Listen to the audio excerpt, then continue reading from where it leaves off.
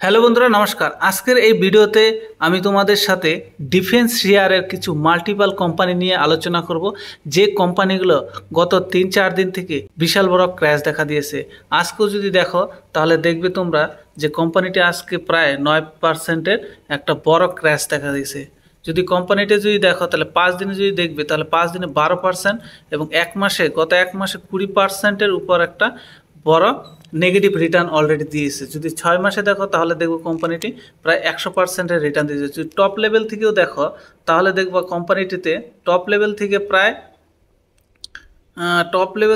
25-30%-এর একটা negative return এখানে দিয়েছে। 25%-এর উপর নেগেটিভ রিটার্ন দিয়েছে।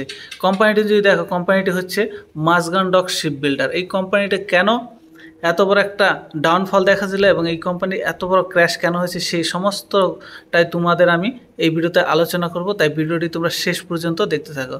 কিন্তু এই ভিডিওটি কোনো বাই সেল বা হোল্ডের কোনো রিকমেন্ডেশন দেয় না, তাই ভিডিওটি তোমরা শুধুমাত্র এডুকেশন পারপোসের জন্যই দেখতে পারো। মাঝগান ডকের পরে যদি তোমরা গার্ডেন রিচ শিপ বিল্ডার দেখো, সেখানেও তোমরা দেখবো আজকে 7%-এর উপর একটা বড় ক্র্যাশ দেখা গেছে। এটার মধ্যে তোমরা 5 দিনে দেখবা প্রায় 10%-এর ডাউনফল। যদি এক মাসে দেখো প্রায় 30%-এর একটা বড় ডাউনফল দেখা গেছে এই গার্ডেন রিচ শিপ বিল্ডারে। যদি 6 মাসে দেখো, 6 মাসে দেখবে 116%। এটাও সেম প্যাটার্ন, অর্থাৎ মাঝগান ডক এবং গার্ডেন রিচ শিপ বিল্ডার প্রায় একই।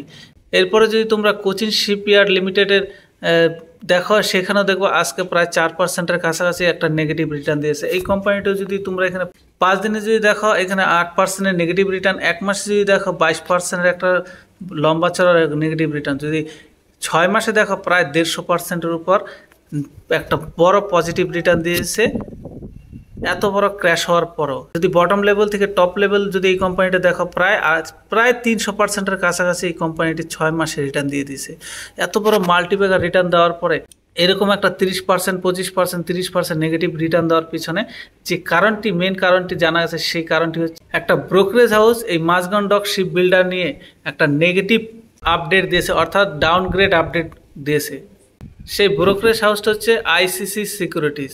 এখানে বলছে Mazagon dock garden reach ship builder fall the third day after ICICI securities project 77% downside. Mazagon dock ship builder প্রায় 77% ডাউনসাইডের একটা আপগ্রেড দিয়েছে আইসিসি সিকিউরিটিজ। কিন্তু কথা হচ্ছে এই আইসিসি সিকিউরিটিজ যদি এত ডাউনগ্রেড দেয় তাহলে কি সত্যি এই কোম্পানিটি এত বড় ডাউনগ্রেড, অর্থাৎ 77% নিচে যাবে কোম্পানিটির শেয়ার প্রাইস? এখন এই ব্রোকারেজ হাউসটি যা বলবে তাই কি হবে? তাহলে চলো আমরা এর হিস্ট্রিটি একটু দেখে আসি। এখানে যদি হিস্ট্রির কথা বলো, যে মাঝগান ডক শিপ বিল্ডার সম্পর্কে এর আগেও আইসিসি সিকিউরিটিজ কিছু টার্গেট দিয়েছিল। যেমন 2023-এর 12 জুলাই মাঝগান ডক শেয়ার প্রাইস ছিল 1592 টাকা। তখন আইসিসি সিকিউরিটিজ 600 টাকার একটা ডাউনগ্রেড দিয়েছিল, অর্থাৎ প্রায় 60% ডাউনগ্রেড দিবে।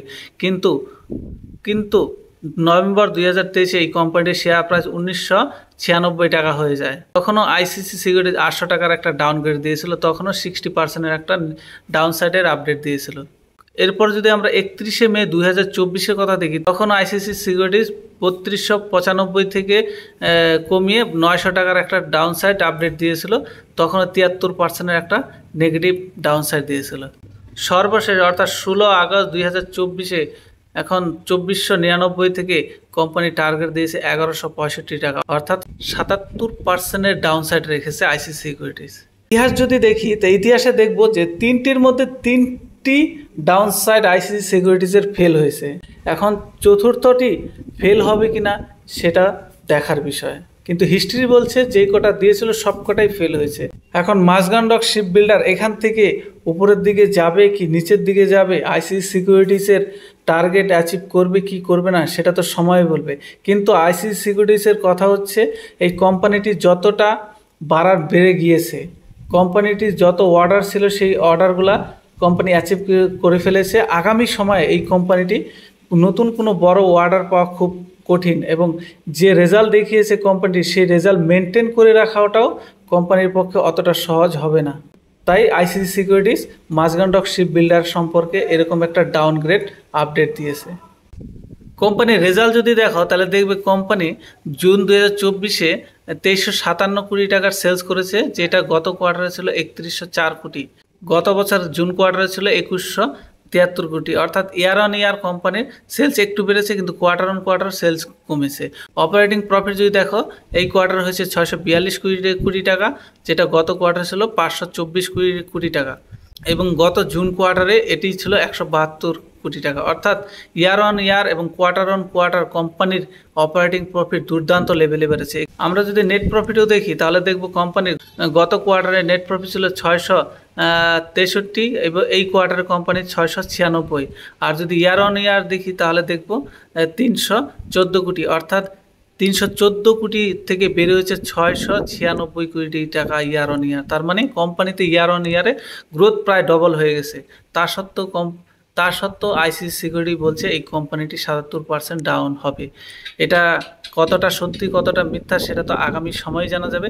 কিন্তু এই ডাউনগ্রেড যদি হতে হয় তাহলে কোম্পানির বিজনেস ডাউন হতে হবে। অর্থাৎ যদি সরকারের থেকে কোনো বড় অর্ডার না পায় তাহলে অবশ্যই এই কোম্পানিটি একটু ডাউনগ্রেড হতে পারে। সেম কথা কোচিন শিপইয়ার্ডের ক্ষেত্রে। অর্থাৎ এই তিনটি কোম্পানি একই সেগমেন্টে প্রায় একই বিজনেসে এরা কাজ করে। তাই এই কোম্পানিকে যদি ঘুরে দাঁড়াতে হয় বা আইসিসি সিকিউরিটিসের ডাউনগ্রেডকে যদি ভুল প্রমাণিত করতে হয় তাহলে কোম্পানিকে আগামী সময় আরও ভালো রেজাল্ট করতে হবে এবং সরকারের পক্ষ থেকে আরও বড় বড় অর্ডার পেতে হবে। যদি বড় বড় অর্ডার পায় তাহলে এই কোম্পানি ঘুরে দাঁড়াবে, আর যদি অর্ডার না পায় আগামী সময় তাহলে এই কোম্পানি ঘুরে দাঁড়ানো একটু হলেও কষ্ট হবে। কেননা কোম্পানি গত 6 মাস থেকে 1 বছরে কোম্পানিগুলো প্রচণ্ডভাবে একটা বড় রিটার্ন দিয়ে দিয়েছে। এই কোম্পানিতে তাদের জন্য সবথেকে বড় সমস্যা যারা অলরেডি অর্থাৎ হাই লেভেল থেকে যারা কিনেছে তাদের একটু সমস্যা হতে পারে, এবং যারা আগেই কিনেছে অর্থাৎ 6 মাস 1 বছরের আগে কিনেছে তাদের জন্য কোনো সমস্যা নাই। তারা হোল্ডও করতে পারে বা অ্যাভারেজে আউটও করতে পারে, তাদের নিজস্ব অ্যানালাইসিসের উপর ডিপেন্ড করে। কিন্তু টপ লেভেলে যারা কিনে রেখেছে তাদের জন্য একটু মুশকিল। হ্যাঁ, তোমাদের যদি কোম্পানির বিজনেস ভালো লাগে বা তোমাদের যদি মনে হয় কোম্পানিটি আগামী সময় ভারত সরকার থেকে আরও বড় বড় অর্ডার পাবে এবং অর্ডার পেলে কোম্পানির রেভিনিউ বাড়বে এবং প্রাইস অ্যাকশনও বাড়বে, তাহলে তোমরা এই কোম্পানিতে টিকে থাকতে পারো। আর যদি তোমাদের মনে হয় যে কোম্পানি এখন অর্ডার পাওয়ার সম্ভাবনা কম তাহলে তোমরা এখান থেকে এক্সিটও নিতে পারো। তো অবশ্যই তোমাদের কি মতামত এই কোম্পানিগুলি সম্পর্কে নিচে কমেন্টে জানাবে। আর যদি ভিডিও বিশ্লেষণটি ভালো লেগে থাকে তাহলে অবশ্যই একটা লাইক দিয়ে চ্যানেলটি সাবস্ক্রাইব করে পাশে থাকা বেল আইকনটি প্রেস করে রাখবে এরকমই শেয়ার মার্কেট রিলেটেড ভিডিও দেখার জন্য।